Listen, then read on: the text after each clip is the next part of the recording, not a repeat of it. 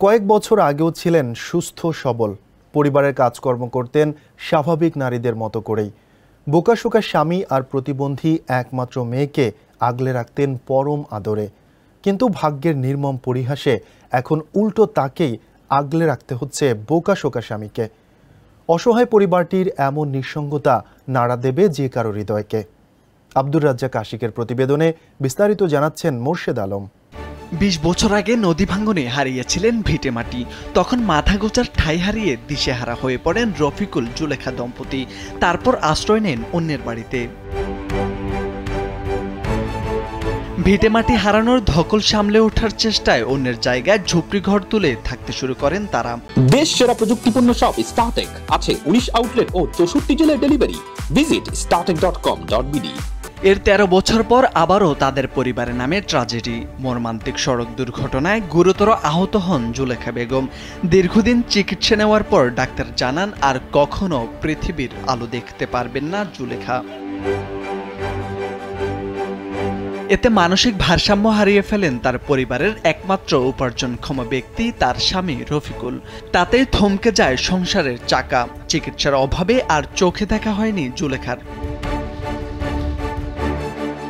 চোখে দেখতে না পাওয়া জুলেখার একমাত্র ভরসা এখন তার স্বামী রফিকুল ইসলাম। তিনি নিজে মানসিক ভারসাম্যহীন হলেও পরম মায়ায় আর ভালোবাসায় আগলে রাখেন স্ত্রীকে।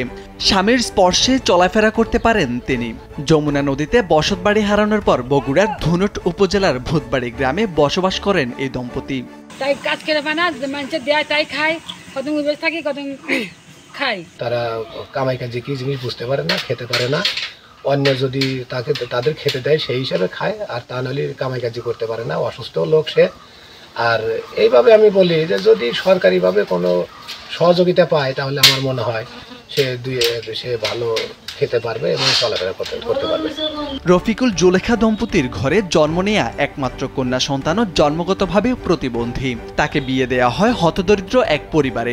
ভান্ডারবাড়ি ইউনিয়ন পরিষদের চেয়ারম্যান বেলাল হোসেন বাবু জানান, পরিবারটি মানবেতর জীবনযাপন করছে, তাদের আর্থিক সহায়তা দরকার। স্বামী স্ত্রী দুইজনই মানবতর জীবনযাপন করে, তাদের কোনো থাকার ঘরও নাই, একটা ছাপড়ার মধ্যে থাকে।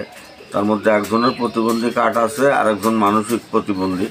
কারণ আমি ঊর্ধ্বতন মহলকে জানাবো, ওনারা যদি সরকার যদি কোনো সাহায্য দেয় সেক্ষেত্রে আমি সর্বোচ্চ সহযোগিতা করব।